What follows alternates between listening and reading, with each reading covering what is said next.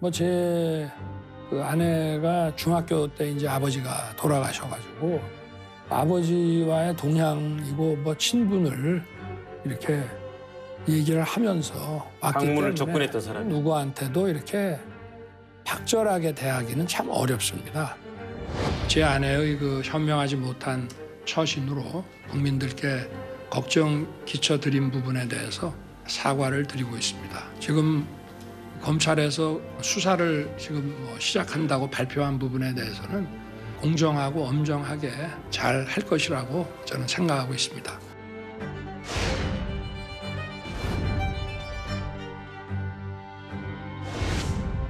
(7일에) 기자회견하고 간담회 예고하셨는데 어떤 내용 말씀을 해주셔야 될까요?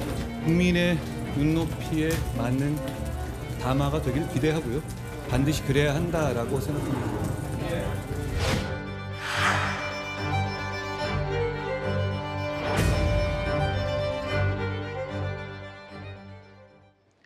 이번 이야기부터는 윤주진 국민의힘 미디어 특위 위원 그리고 조연삼 변호사 두 분이 추가로 함께 도움 말씀 주시겠습니다. 안녕하십니까? 어서 오십시오. 바로 내일입니다. 윤석열 대통령의 대국민 담화 그리고 기자회견이 바로 내일 진행됩니다. 한동훈 대표는 반드시라는 표현까지 쓰면서 국민 눈높이를 강조를 했죠. 앞서 제시한 5개 5대 요구안을 수용하라는 압박으로 이해를 해야 될 것 같기도 합니다. 제일 관심사는 내일 대국민 담화 그리고 기자회견에서 과연 사과나 구체적인 설명이 포함될지 여부거든요. 근데 아마 윤석열 대통령 입장에서도 지난번 이제 여러 번의 사과라든지 유감 표명 이후에 있었던 여러 가지 안 좋았던 반응들 이러한 것들을 좀 체크해 봤을 때는 이번에 담화에는 반드시 구체적이고 매우 명확한 사과와 앞으로의 대응 방안에 대해서 이야기를 해야 될 것이다 라는 데에는 저는 분명한 이해가 있을 것으로 보고요. 또 지금 원래는 사과나 기자회견이 없을 것으로 예상됐던 가운데 결단을 내려서 전격적으로 이루어진 만큼 그만큼 윤 대통령이 뭔가 강한 의지를 갖고 본인의 결단으로 내린 결정이기 때문에 아마 국민들의 기대에 좀 부응하기 위해서 많은 것을 내려놓지 않을까 저는 그렇게 기대를 하고 있습니다. 네. 오늘 저희 채널A 라디오쇼죠. 정치 시그널에 신지호 전략기획부총장이 출연했습니다. 그러면서 이런 얘기를 했습니다. 내일 있을 대통령 대국민 담화와 기자회견에서 이 마지막 기회를 잘 활용하라라는 말입니다. 그러니까 내일이 마지막 기회이고 절대 꺼내지 말아야 할 금기 사항도 있다라면서 3가지를 제시했습니다. 들어보시죠.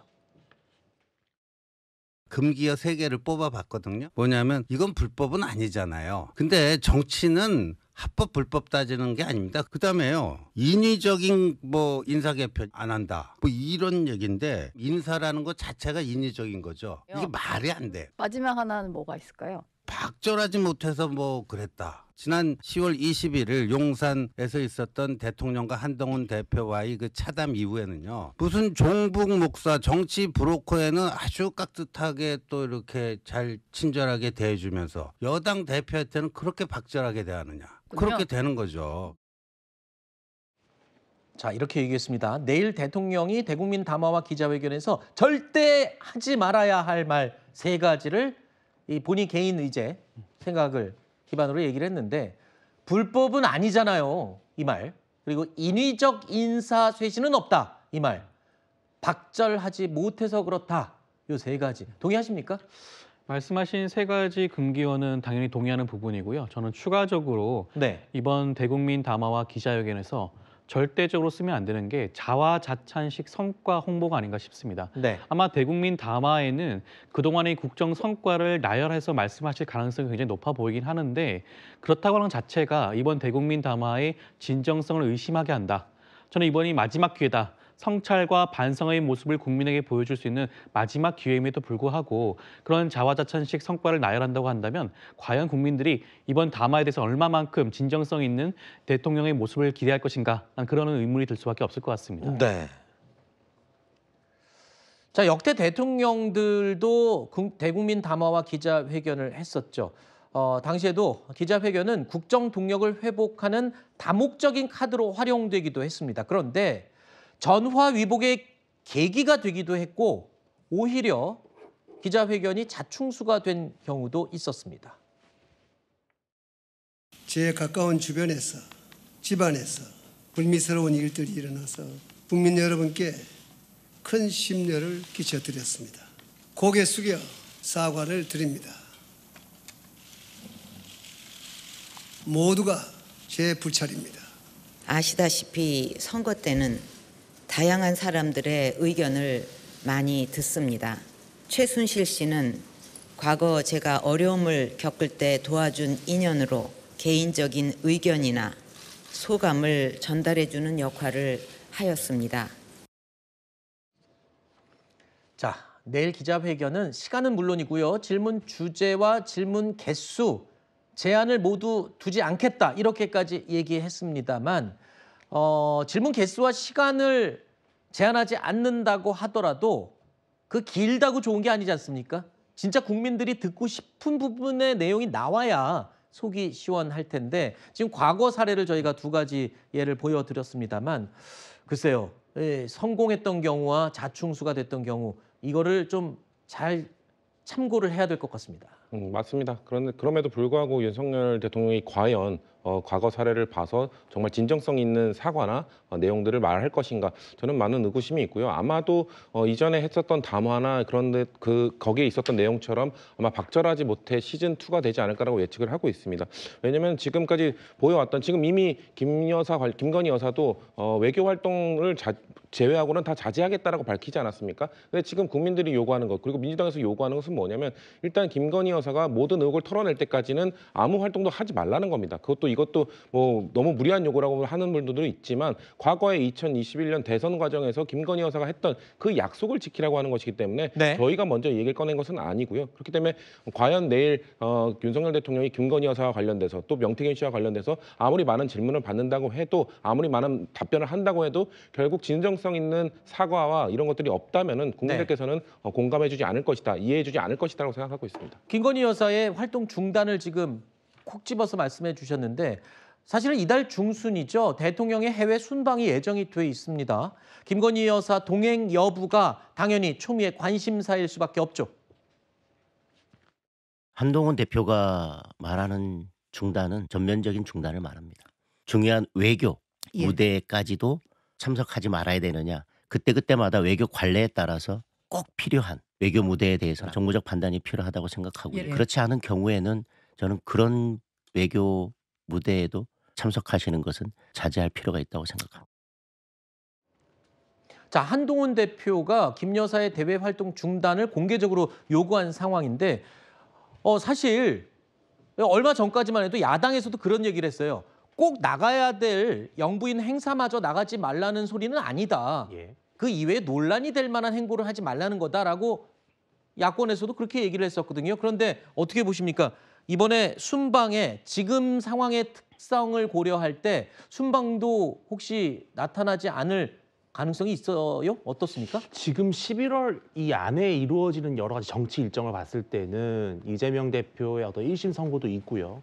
또 김건희 여사를 둘러싼 논란이 지금 거의 증폭되고 있고 민주당의 탄핵 특검 공세가 최고조로 지금 다다르고 있는 상황이기 때문에 윤석열 대통령이 이번 기자회견에서 만약에 김건희 여사에 대한 대화 활동 중단에 대해서 아주 심히 깊이 고려해보겠다라는 쪽으로 간다면 제가 봤을 때 11월 달에 외교 일정은 좀 건너뛰지 않을까. 그리고 또 이번에는 특히 좀 다자 외교에 가깝습니다. 그러니까 아주 중요한 국빈 방문이나 우리로서는 매우 중요한 상대 국가의 그런 외교 무대가 아니라 어떻게 보면 수많은 이제 정상들이 만나는 그러한 외교 일정이다 보니까 상대적으로 대통령 배우자의 비중이나 중요성이 좀 떨어질 수가 있거든요. 그래서 이번에는 좀 넘어가지 않을까라는 예상을 해봅니다만 앞으로는 그래도 제가 봤을 때는 대통령 배우자도 외교의 한 무대에서는 중요한 역할을 합니다. 이거는 민주당도 부정하지 않는 것 같아요. 그런 측면에서는 이번에는 좀 자제를 하지만 앞으로는 충분히 국민들이 납득할 만한 가이드라인을 만들어서 대외 활동의 원칙을 세워가지 않을까 저는 그렇게 예측을 해봅니다. 그렇군요. 자, 그리고 이런 상황에서 추경호 원내대표가요. 이틀 전이었습니다. 윤 대통령을 만났다라는 사실을 공개를 했습니다. 그러면서 기자회견 시기를 앞당겨달라고 제가 요청을 했습니다라고 공개적으로 밝혔죠. 저도 어제 우리 당에서도 이런저런 말씀들이 계셔서 제가 어제 대통령실에 다녀왔습니다. 당초에 11월 말경 이야기가 나와서 그보다는 훨씬 이런 시점이면 좋겠고 가급적 해외 순방 전에 그런 기회를 가지시면은 여러 상황에 관해서 아마 국정에 대한 이해도 등등도 더 높아지지 않을까. 추경호 대표님이 용산 대통령실에 방문해서 빨리 진행해야 한다는 의견을 전달했다고 하는데 저는 몰랐습니다. 만약에 당대표가 아니라 원내대표가 중심이다라고 생각하는 거라면 착각이고 잘못된 발언이죠. 대통령실에서 대국민 담화와 기자회견을 하겠다라고 밝힌 게 밤 9시쯤입니다. 그런데 그 같은 날 오전에 한동훈 대표가 대통령실을 향해서 5대 요구사항을 공개적으로 밝혔던 날이죠. 그런데 오전에서 이 반나절 이상 아무 반응이 없었던 대통령실, 밤 늦게 결정을 했는데 그 사이에 이제 추경호 원내대표가 가서 이 제안을 하면서 이게 갑자기 분위기가 바뀌었다. 이렇게 지금 돌아가고 있거든요. 한 대표 입장에서는 방금 그래서 서운한 얘기가 나오는 것 같아요. 한동훈 패싱 얘기가 나오고 있는 거죠.